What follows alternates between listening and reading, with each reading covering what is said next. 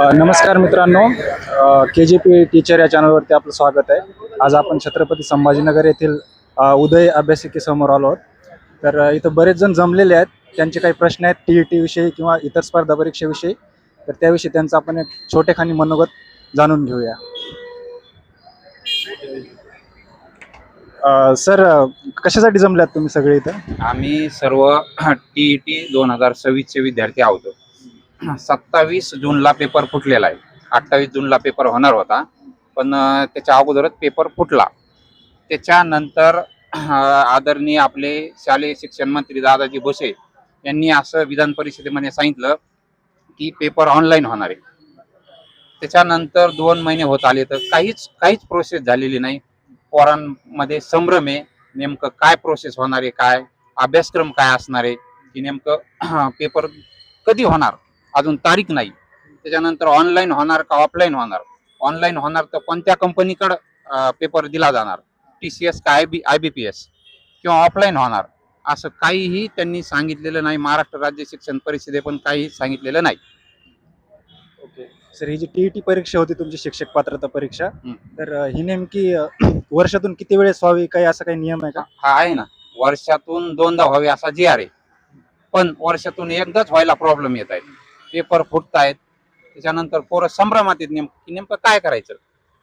बरं, आजपर्यंत इतके वर्ष झाली ती होत आली, तर वेळेवर झालेली आहे का, किंवा काही पेपर फुटीचे प्रकरण याच्या आधी कधी झालेले आहेत का? याच्या अगोदर पण 2018ला पेपर फुटलेला आहे. त्यावेळेस आयुक्त होते बघा, चुपे साहेब, ते आज जेलची वारी करतायत. त्यांनी पेपर फोडल्यामुळे त्यांना आज जेलची वारी करतायत. तर या व्यतिरिक्त अजून काही तुमच्या मागण्या आहेत का, किंवा TET विषयीच आणखी काही मागणी आहे का विशेष अशी, की जे काही पेपर फुटला तर आता नेमकं काय व्हायला पाहिजे, त्याच्यावर परीक्षा परिषदेने काय पाऊल उचलायला पाहिजे, किंवा आतापर्यंत काही पाऊल उचललंय का असं काही? आमच्या काही मुख्य मागण्या आहेत. की पहिली परीक्षेची डेट जाहीर करा, त्यानंतर परीक्षा ऑनलाईन होणार का ऑफलाईन होणार ते जाहीर करा.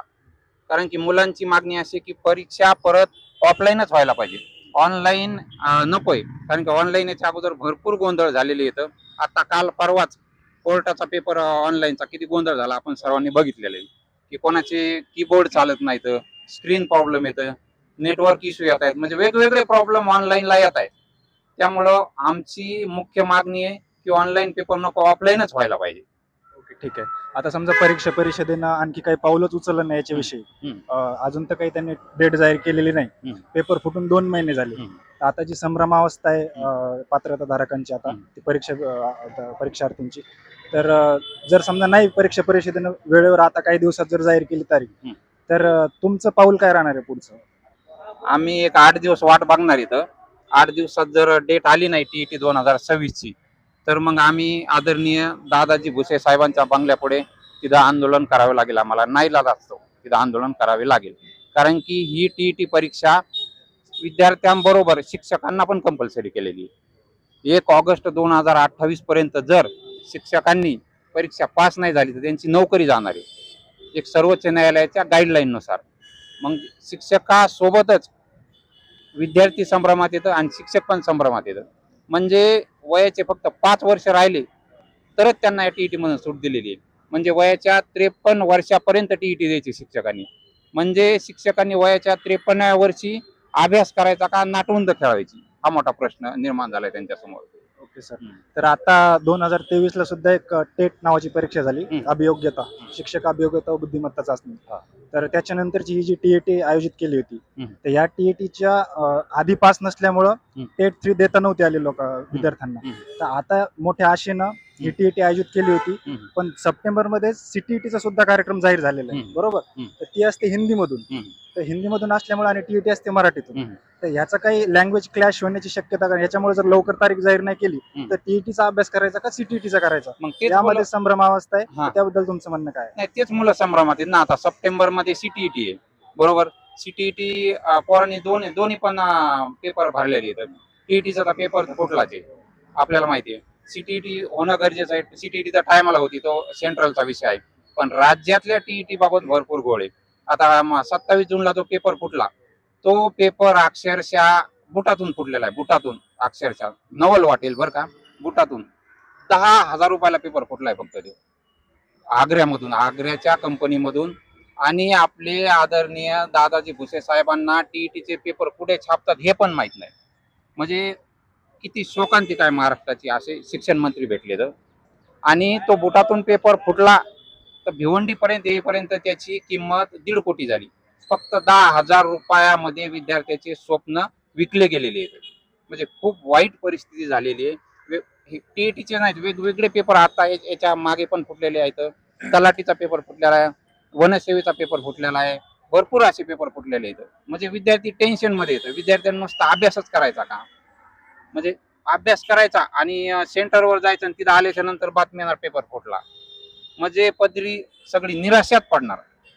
एक 2-3 वर्षापासून सलग असंच होते. कुठले ना कुठले पेपर फुटतायत. विद्यार्थ्यांना वेगवेगळ्या समस्येला सामोरं जावं लागतंय. आर्थिक असो, मानसिक असो, वेगवेगळ्या समस्येला विद्यार्थ्यांना सामोरं जावं लागतं.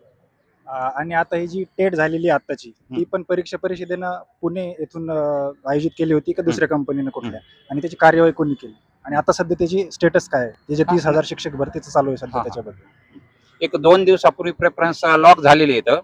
आता दादाजी भुसे साहेबांनी सांगितलेलं आहे की दादाजी भुसे साहेबांनी 15 ऑगस्टलाच सांगितलं होतं की शिक्षक हे शाळेवर 15 ऑगस्टलाच आपण तिथं पाठवूयात. पण 15 ऑगस्ट गेलेला आहे. आपण अजून वाट बघूयात एक 15 दिवस. 15 दिवसात सर्व लिस्ट लागेल आणि टेट 3 चे विद्यार्थी शाळेवर जातील. बरं, जी टेटसाठी TAIT जी झाली आता, त्याच्यानंतर आता 1 वर्ष 1.5 वर्ष होऊन गेलं त्याला, तर त्याच्याविषयी जागा लवकर अपलोड होत नव्हत्या पवित्र पोर्टलवर.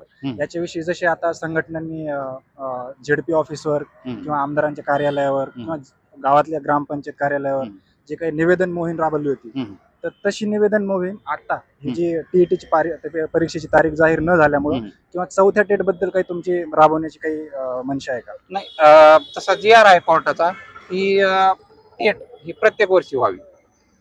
टेट आता ही म्हणजे अभियोग्यताच असते.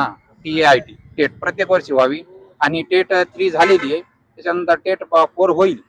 एक थोड्याच दिवसात होईल अशी अपेक्षा करूयात. आणि ठीक तिथे थांबूया. ठीक आहे.